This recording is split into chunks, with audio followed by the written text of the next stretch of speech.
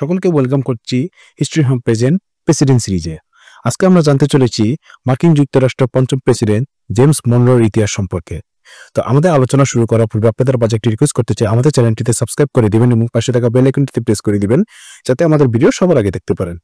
তো চলুন কথা না বাড়িয়ে চলে যাচ্ছি। তার আগে আলোচনা শুরু করার পূর্বে আপনাদের মাঝে আরেকটি কথা বলতে চাই, তা হলো আপনারা প্রেসিডেন্ট সিরিজের যদি অন্যান্য প্রেসিডেন্টের ইতিহাস সম্পর্কে যদি জানতে চান, তাহলে আমাদের উপরে আই বাটন থেকে প্লেলিস্ট থেকে আপনারা সরাসরি অন্যান্য প্রেসিডেন্টদের ইতিহাস জানতে পারবেন। তো চলুন কথা না বাড়িয়ে চলে যাচ্ছে আমাদের মূল আলোচনায়।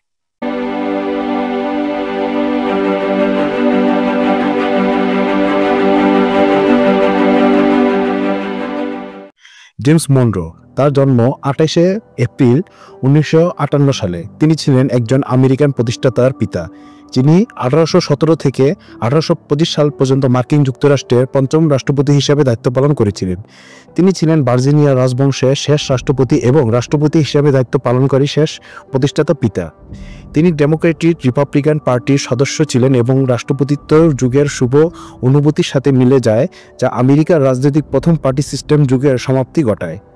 তিনি আমেরিকার ইউরোপীয় উপনিবেশিকদেরকে সীমিত করার নীতি মনরো মতবাদ জারি করেন।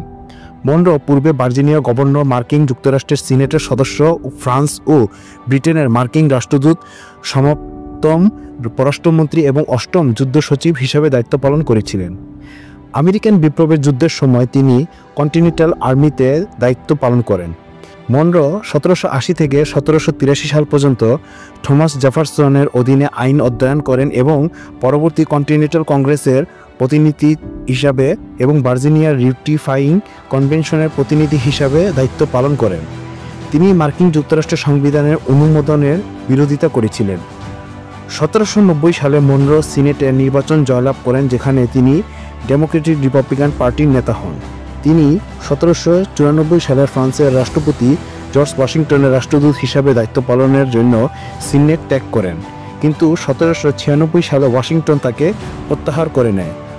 মনরো 1799 সালে ভার্জিনিয়ার গভর্নর হিসাবে নির্বাচনে জয়লাভ করেন এবং 1800 সালে রাষ্ট্রপতি নির্বাচনে জেফারসনের প্রার্থিতাকে দৃঢ়ভাবে সমর্থন করেন।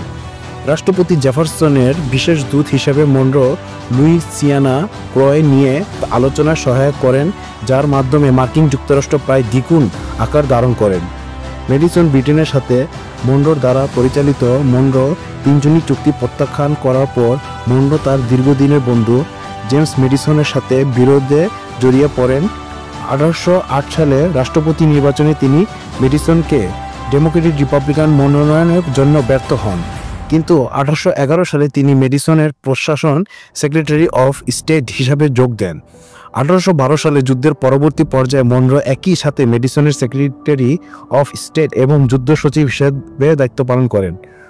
মনরো যুদ্ধকালীন নেতৃত্বে তাকে মেডিসনের উত্তরাধিকার হিসাবে প্রতিষ্ঠিত করেন এবং 1816 সালে রাষ্ট্রপতি নির্বাচনে তিনি সহজেই ফেডারেলিস্টের প্রার্থী রুফাস কিংকে পরাজিত করেন। মনরো রাষ্ট্রপতি থাকাকালীন ফেডারেলিস্ট পার্টির একটি জাতীয় রাজনৈতিক শক্তি হিসাবে ভেঙে পড়ে এবং 1820 সালে কার্যরত বিনা প্রতিদ্বন্দ্বিতা মনরো পুনর্নির্বাচিত হন। রাষ্ট্রপতি হিসাবে তিনি মিসৌরি সমঝোতা স্বাক্ষর করেন, যা মিসৌরিকে একটি দাস রাষ্ট্র হিসাবে স্বীকৃতি দেয় এবং 36 ডিগ্রি 30 ইঞ্চি সমান্তরালের উত্তরাঞ্চল থেকে দাস প্রথা নিষিদ্ধ করে। পররাষ্ট্র বিষয়ক ক্ষেত্রে মনরো এবং পররাষ্ট্রমন্ত্রী জন কুইন্সি অ্যাডামস ব্রিটেনের সাথে সমঝোতার নীতি এবং স্প্যানিশ সাম্রাজ্যের বিরুদ্ধে সম্প্রসারণবাদের নীতি পক্ষেই ছিলেন। 1819 সালে স্পেনের সাথে অ্যাডামস 19 চুক্তিতে মার্কিন যুক্তরাষ্ট্র ফ্লোরিডা সুরক্ষিত করে এবং নিউ স্পেনের সাথে তার পশ্চিম সীমান্তে স্থাপন করেন। 1823 সালে মনরো মতবাদের মাধ্যমে আমেরিকার সদ্য স্বাধীন দেশগুলিতে যে কোনো ইউরোপীয় হস্তক্ষেপের বিরুদ্ধে মার্কিন যুক্তরাষ্ট্রের বিরোধিতা ঘোষণা করেন, যা আমেরিকান পররাষ্ট্রনীতি একটি যুগান্তকারী ভূমিকা পালন করে।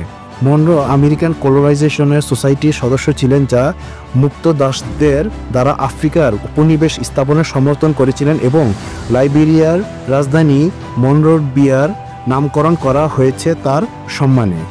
1825 সালে অবসর গ্রহণের পর মনরো আর্থিক সমস্যার জর্জরিত হন এবং 4 জুলাই 1831 সালে নিউ ইয়র্ক সিটিতে মারা যান। মার্কিন যুক্তরাষ্ট্রের স্বাধীনতা বার্ষিকীতে রাষ্ট্রপতি জন অ্যাডামস এবং থমাস জেফারসনের সাথে তার মৃত্যু হয়। ইতিহাসবিদরা সাধারণত তাকে গড়ের চেয়েও বেশি রাষ্ট্রপতি হিসাবে স্থান দিয়েছে। মনরোর বাবা ছিলেন একজন কারিগর হিসাবে কাজ করতেন এবং একজন দেশপ্রেমিক ছিলেন যিনি স্ট্যাম্প আইনের বিরুদ্ধে প্রতিবাদ জড়িত ছিলেন। তার মা ছিলেন একজন ওয়েলস অভিবাসী মেয়ে, যার পরিবার কিং কাউন্টিংয়ের অন্যতম ধনী পরিবার। আমেরিকান বিপ্লবের এই পর্যায়ে বোস্টন টি পার্টি প্রতিক্রিয়ার উপনিবেশগুলির বিরুদ্ধে কঠোর আইন প্রণয়নের প্রতিক্রিয়ায় 13টি উপনিবেশের ব্রিটিশ সরকারের বিরোধিতা বৃদ্ধি পায়। উইলিয়ামসবার্গের ডানমোরের চতুর্থ আর্ল ব্রিটিশ গভর্নর জন মারে প্রতিনিধিদের বিক্ষোভের পর অ্যাসেম্বলি ভেঙে দেন, যার পরে ফিলাডেলফিয়ার প্রথম মহাদেশীয় কংগ্রেসের একটি প্রতিনিধি দল পাঠানোর সিদ্ধান্ত নেয়। ডানমোর রিচমন্ডে সমবেত বর্গেসদের অনুপস্থিত সুযোগ দিতে চেয়েছিলেন এবং রয়্যাল নেভির সদস্যদের ভার্জিনিয়া মিলিশিয়াদের অস্ত্র বাজেয়াপ্ত করতে বলেছিলেন, যা মিলিশিয়াম্যান এবং উইলিয়াম অ্যান্ড মেরি কলেজের ছাত্রদের মনরো সহ আতঙ্কিত করে তুলেছিলেন। তারা গভর্নরের প্রাসাদের মিছিল করে ডানমোরকে জব্দ করে বারুদ ফেরত দেওয়ার দাবি জানায়। প্যাট্রিক হেনরি নেতৃত্বে আরও মিলিশিয়াম্যান উইলিয়ামসবার্গের এলে ডানমোর বাজেয়াপ্ত জিনিসপত্রের জন্য ক্ষতিপূরণ দিতে রাজি হন।